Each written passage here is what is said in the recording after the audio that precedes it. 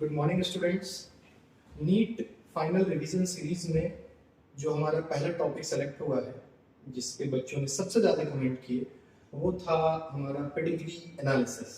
तो आज हम उस टॉपिक के ऊपर छोटे छोटे वीडियोस अलग अलग डिजीज के ऊपर, अलग अलग डिजीज टाइप्स के ऊपर, कि कैसे करके हम उनकी पेडिग्री की स्टडी करें, उसके ऊपर हम पढ़ना स्टार्ट करेंगे। तो सबसे पहले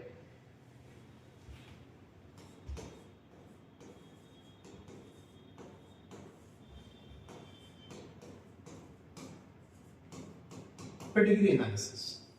देखिए, जो बेसिक बातें हैं पेडिग्री की, क्योंकि हम फाइनली क्वेश्चन सॉल्विंग अप्रोच पे ये काम कर रहे हैं, तो जो बेसिक बातें हैं उसके बारे में हम बात नहीं करेंगे। जैसे पेडिग्री एनालिसिस क्या होता है, आपको अच्छे से पता है कि किसी एक ह्यूमन की जनरेशन में डिजीज को ट्रेस करने के लिए हम इसकी एनालिसिस करते हैं, इसकी स्टडी करते हैं, क्योंकि ह्यूमंस में कंट्रोल प्रोसेस पॉसिबल नहीं है। और दूसरी बात ये है कि इसके जो भी जेनेटिक सिंबल्स यूज होते हैं, ये भी आपको अच्छे तरीके से पता है। तो हम पेडिग्री के ऊपर वो बात करेंगे जहां से हमारे क्वेश्चन सॉल्व हो। चलिए, तो हमें पता है कि जेनेटिक डिसऑर्डर्स जो हमारे पास में है, जेनेटिक डिसऑर्डर्स,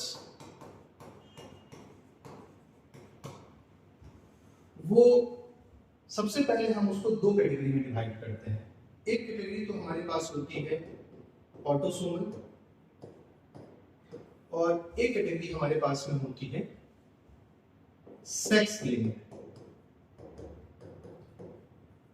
अब जब हम ऑटोसोमल की बात करते हैं, तो ऑटोसोमल के अंदर हमारे पास दो कैटेगरी आती है। एक है autosomal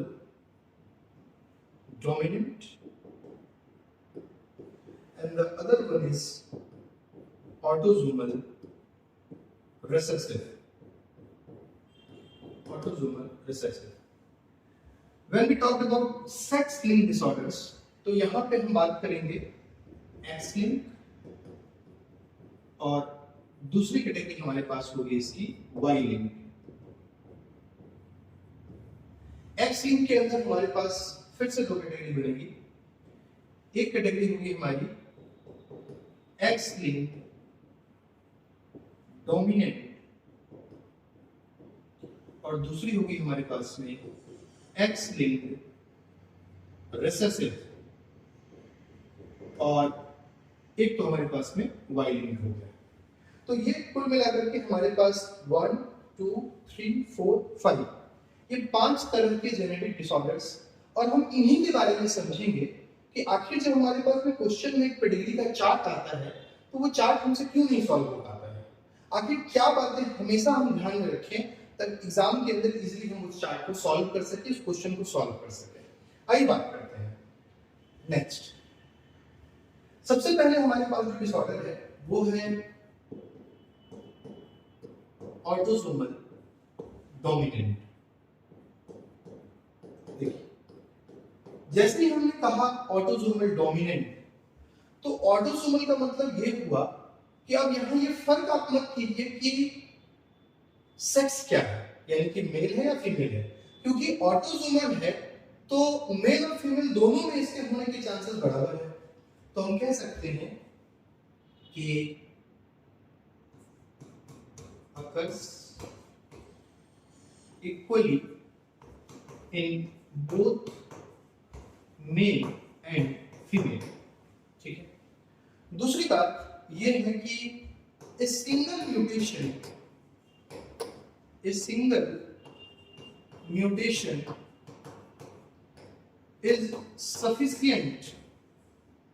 sufficient to cause the disease। एक म्यूटेशन सफिशिएंट है डिजीज को कॉज करने के लिए।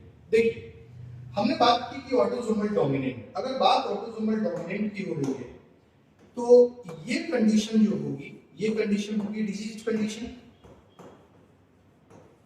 और ये कंडीशन जो होगी, ये कंडीशन होगी आपकी नॉर्मल। तो एक तो हो गई डिजीज कंडीशन, एक हो गई आपकी नॉर्मल कंडीशन। अब नेक्स्ट बात हम करते हैं कि लेट्स सपोज हमारे पास में एक क्रॉस है, ये तो यहाँ पे हमारे पास 4 कंडीशंस आते हैं इस क्रॉस से, यानी कि ये पेरेंटल जनरेशन हमारा हो गया, ठीक है, जिसको कि हम पेरेंटल जनरेशन बोले या फिर इसको हम फर्स्ट जनरेशन भी बोल सकते हैं, बिफोर पेरेंटल या फिर फर्स्ट जनरेशन।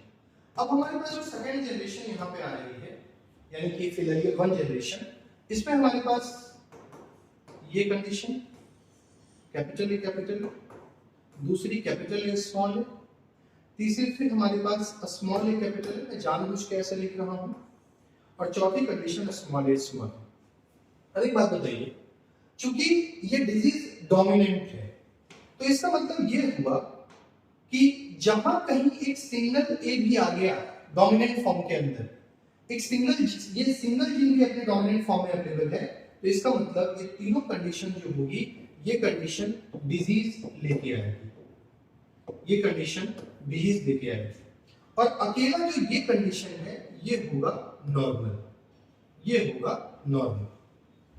और इस बात को आप समझिए कि जब भी हम कभी बात करते थे पहले जेनेटिक्स में, पहले जब हम बात करते हैं तो हम इनको सेम मानते हैं, लेकिन पेडिग्री के अंदर यहाँ पे ए कैपिटल है और यहाँ पे ये कैपिटल है, दोनों अलग अलग पेरेंट्स से आ रहा है, तो आपको इनको स्टडी करना पड़ेगा, आप ऐसे नहीं कह सकते हैं कि ये दोनों सेम है।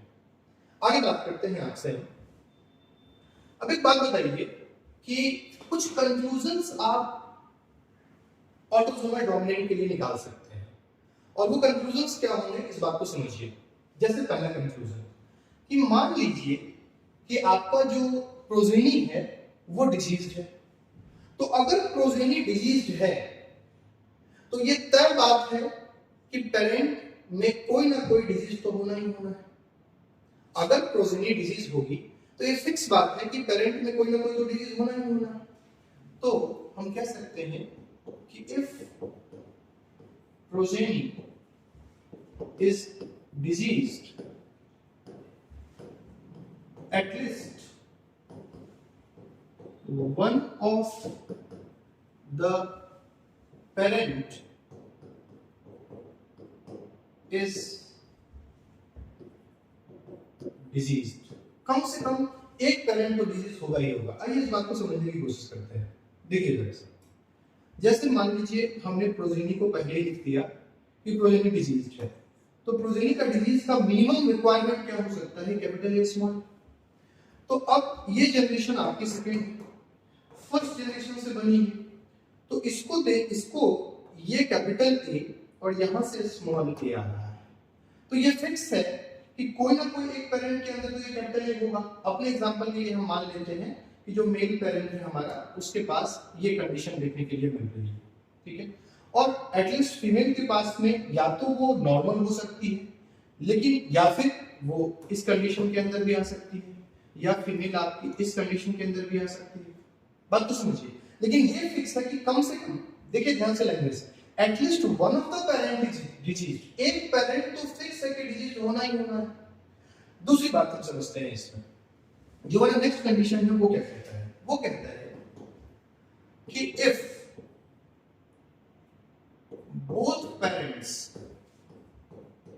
पेरेंट्स आर डिजीज्ड, अगर दोनों पेरेंट डिजीज कंडीशन के अंदर है, तो इट मे बी पॉसिबल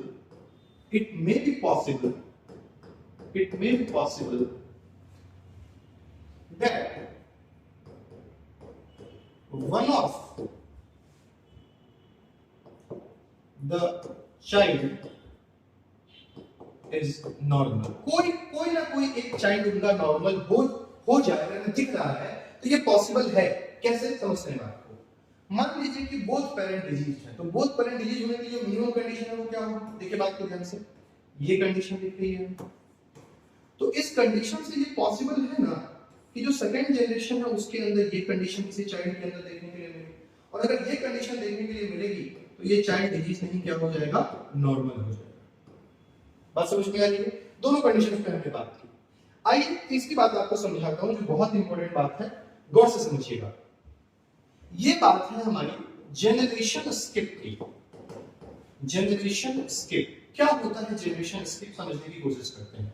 देखिए अगर आप इस कॉन्सेप्ट को समझते हैं तो आपको बहुत मदद मिलेगी पेडिग्री को सॉल्व करने में।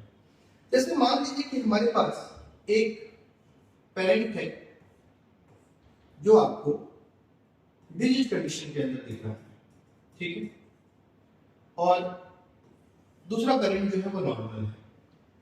अब मान लीजिए कि इसका एक चाइल्ड हुआ, वो एक चाइल्ड जो है वो नॉर्मल है और दूसरा चाइल्ड भी जो है वो नॉर्मल है। बताइए, this is the first generation, this is the second generation. आप खुद से देख के बताइए, क्या आपको क्या लगता है कि ये दूसरे जनरेशन के अंदर तो डिजीज नहीं दिख रही है? तो आप सिंपली सोचेंगे कि दूसरे जनरेशन में डिजीज नहीं है तो जनरेशन स्किप हो गई। हम ऐसा ही सोचेंगे ना कि दूसरे जनरेशन में डिजीज नहीं दिख रही है तो इसका मतलब क्या है, जनरेशन स्किप हो गई। हकीकत में जनरेशन स्किप नहीं हुई है। मुझे एक बात बताइए, इज इट पॉसिबल दैट कि कोई आगे ही बच्चा पैदा हो सकता है 2 के बाद तीसरा बच्चा पैदा हो, तो उस कंडीशन के अंदर तो हो सकता है कि जो तीसरा बच्चा पैदा हुआ, यहाँ पे मैं दूसरे कलर से बना रहा हूँ, जो तीसरा बच्चा पैदा हुआ वो यहाँ पे मान लीजिए कि आपको डिजीज कंडीशन के अंदर दिख रहा है। तो आपको अगर किसी पेडिग्री के अंदर ऐसा कंडीशन दिखे, यहां तक का कंडीशन दिखे, तो यहां तक का कंडीशन दिखे, तो आप ये मत मानिए कि जनरेशन स्किप हो गई है। दूसरी बात करते हैं, जैसे मान लीजिए कि कोई पेरेंट है, ठीक है, कोई पेरेंट है और वो दोनों पेरेंट जो है वो नॉर्मल दिख रहा है, और इसका जो प्रोजेनी आपको दिख रहा है, इस प्रोजेनी के अंदर यहां पे आपको कंडीशन डिजीज वाली दिख रही है, ठीक है। तो सुनिए मेरी बात को ध्यान से, अगर ये पेडिग्री ऑटोसोमल डोमिनेंट की आप कहते हैं तो ये कंडीशन पॉसिबल नहीं है। क्यों? हमें ये दिख रहा है कि पेरेंट जनरेशन में जनरेशन स्किप हो रही है, क्योंकि पेरेंट तो 2 ही हो सकते हैं, और हमें दिख रहा है कि हमें यहाँ पे आप सर जनरेशन स्किप यहाँ पे हो रही है लेकिन यहाँ पे जनरेशन स्किप नहीं हो रही है, जनरेशन स्किप यहाँ पे हो रही है लेकिन यहाँ पे नहीं हो रही है। तो अगर यहाँ पे जनरेशन स्किप हो रही है तो आप फोकस कीजिए कि पेरेंट नॉर्मल दिख रहे हैं हमें और प्रोजेनी के अंदर में डिजीज कंडीशन दिख रही है। बहुत शॉर्ट पेडिग्री मैंने बनाई है समझाने के लिए। अगर ये ऑटोसोमल डोमिनेंट है तो ये पेडिग्री गलत हो जाएगी। रीजन क्या है कि अगर आप इसको ये लिखते हैं तो आपका कंडीशन कम से कम तो ये लिखना पड़ेगा, और अगर आप ये लिखते हैं तो ये कंडीशन, ये चीज तो इस पेरेंट से आ जाए या फिर इस पेरेंट से आ जाए। तो अगर इनमें से किसी के पास भी ये कंडीशन देखने के लिए मिलती है तो इसका मतलब तो ये ऑलरेडी डिजीज हो गए ना, इसको नॉर्मल दिखा ही नहीं सकते हैं। इसका मतलब तीसरी बात हमें ये समझ में आ रही है कि ऑटोसोमल डोमिनेंट कंडीशन के अंदर जनरेशन कभी भी स्किप नहीं हो सकती है। ये पॉसिबल ही नहीं है कि ऑटोसोमल डोमिनेंट में जनरेशन स्किप हो। तो ये 3 बात आप ऑटोसोमल डोमिनेंट के बारे में जरूर ध्यान रखिए। और ऑटोसोमल डोमिनेंट के कई सारे एग्जांपल्स हैं, जैसे हंटिंगटन कोरिया, उसमें CAG कोडोन्स की काफी रिपीटिशंस हो जाती है। एक डिजीज है हंटिंगटन कोरिया, उसमें CAG कोडोन्स का काफी रिपीट हो जाता है ना। इसकी वजह से ग्लूटामेट एमिनो एसिड बनने लगता है जो कि मेंटल रिटार्डेशन करवाता है, मेंटल रिटार्डेशन। उसके बाद बहुत सारे ऐसे डिजीज हैं, मैं बोल रहा हूं, आप नोट डाउन कर लीजिए। जैसे हंटिंगटन कोरिया पहला डिजीज है, मार्फन सिंड्रोम है, उसमें उंगलियां जो होती है काफी पतली पतली और थिन हो जाती है।